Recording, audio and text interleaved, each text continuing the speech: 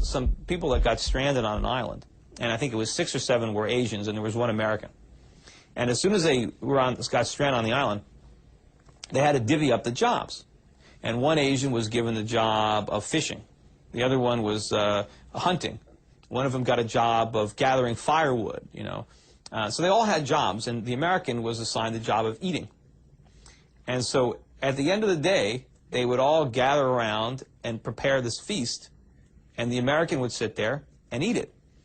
And he wouldn't eat it all. He'd leave just enough crumbs so he can give it to the 6 Asians so they can go on and repeat it again tomorrow. Spend all day preparing a meal for the American to eat. And now the way modern economists would look at it, they would say, well, this American is vital to the whole island economy. Without him, nobody would have to fish, nobody would have to hunt, nobody would have to gather firewood. I mean, he's creating all this employment on the island. But the reality is, every Asian on an island, his lot in life would be dramatically improved if they kicked the American off the island. Because now they'd have a lot more to eat. Or maybe they wouldn't have to spend all day hunting and fishing, and they can, you know, they can lie on the beach a little bit.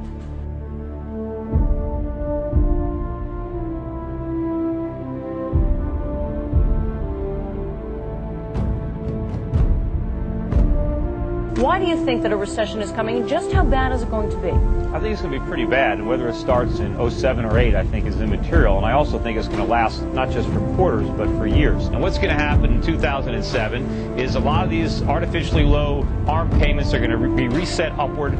You're going to start to see both the government and the lenders reimposing lending standards and tightening up on credit. And you're going to see a lot of the speculative buyers turn into sellers. And these sky-high real estate prices are going to come crashing back down to earth. What's going to happen now is we're going to see the subprime type loss scenario unfolding in other asset classes, such as bonds backed by auto loans, credit card debt, and that's really going to, you know, pull the rug out from under the consumer. You've got these cronies in Washington. They're like little kids with a chemistry set, and they keep on throwing these chemicals together, trying one thing after another. They hope they're going to stumble on a miracle, but they're going to blow us all up. Where are the real conservatives? There was one, you know, Ron Paul, but they drummed him out of the Republican Party. He's talked about all this, he's warned about all this, but everybody has ignored him, and others like him. I mean, I get marginalized in the mainstream financial world, just like Ron Paul has been marginalized in the political world. Ron Paul really has no business being on stage as a legitimate representative of Republicans. So, Congressman Paul, and I'd like you to take 30 seconds to answer this. You're basically saying that we should take our marching orders from Al-Qaeda? Are you suggesting the United States of America caused the attack on 9/11? That Ron Paul is a no one who wanted to make a name for himself. Another question about electability. Do you have any, sir? There's always the question as to whether or not you... When we make a mistake, it is the obligation of the people through their representatives to correct the mistake, not to continue the mistake. And that's what we do on the floor of the Senate? No, we've dug a hole for ourselves, and we've dug a hole for our party. We're losing elections, and we're going down next year if we don't change it. We're going down next year if we don't change it.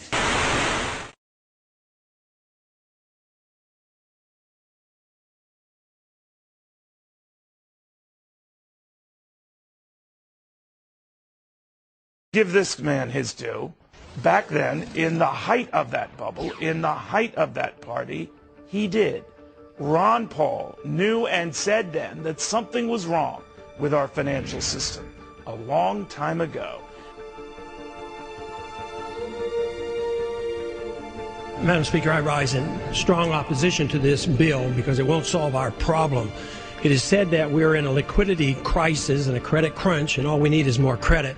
The Federal Reserve has already injected over $1 trillion worth of credit, and it hasn't seemed to help a whole lot. Injecting another $600 or $700 billion will not solve the problem.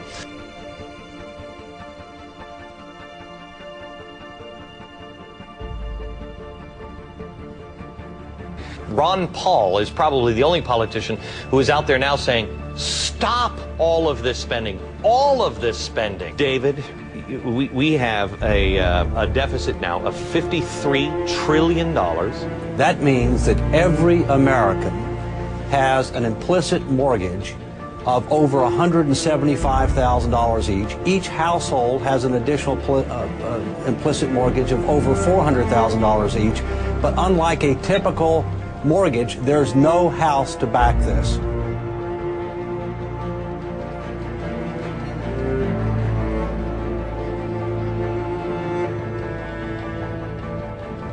This is the reality of the crisis in the U.S. economy.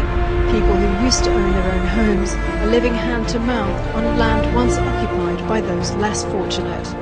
In the last month, some 60,000 houses were repossessed, their occupants forced out when they could no longer meet ever-increasing mortgage payments.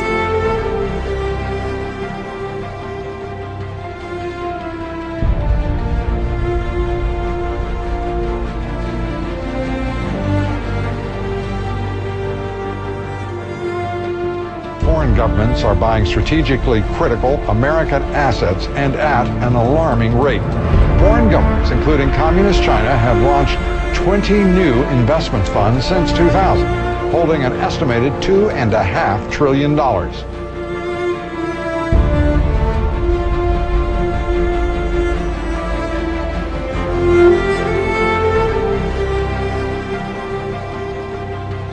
Long term, this is disastrous because everything we're doing here, everything we've done for 6 months, we've already pumped in $700 billion.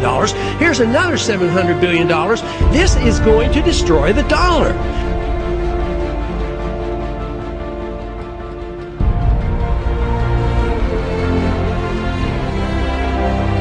The Constitution was written very precisely to restrain the power and force of government and to protect the liberties of each and every one of us.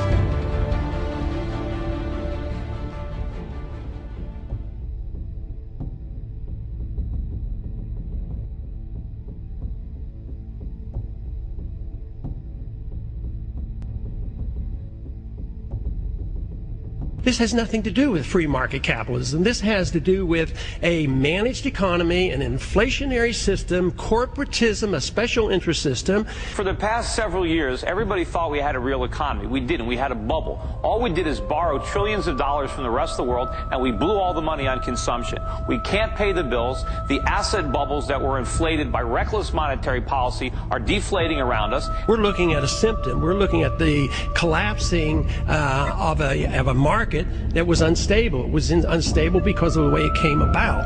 It came about because of a monopoly control of money and credit by the Federal Reserve System, and that is a natural consequence of what happens when a Federal Reserve System creates too much credit. This wasn't created by the free market. All this excess leverage is there because of the government. It's there because of the Fed.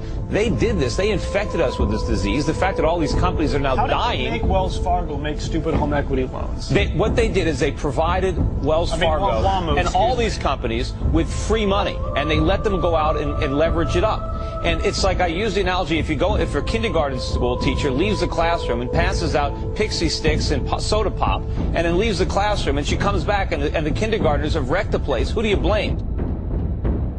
Where do you draw the line with our money? It is not your money. In fact, It is taxpayers' money. We'll get it passed. I came back and suspended my campaign. Mr. President, I've received 91,000 phone calls and emails from California. 85,000 of them opposed to this measure. I think if we really do care about the livelihood of our constituents, there's only one vote, and it is yes. But in the end of the day, there's no real separation between Wall Street and Main Street. There's only the road we're traveling on as Americans. I urge my colleagues to join me in supporting this important legislation. And it comes down to one word: jobs. Jobs, so we can create jobs in our country. People have to know that this isn't about a bailout of Wall Street. We look forward to working closely with Congress to resolve this financial crisis.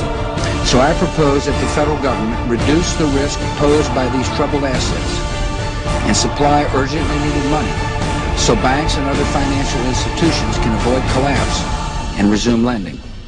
And here we Investors unloaded stocks in a frenzy on Monday. It came on the heels of another interest rate cut in the U.S. More than 500,000 Americans lost their jobs in November. Congressman, this is getting out of control. What we're doing today is going to make things much worse.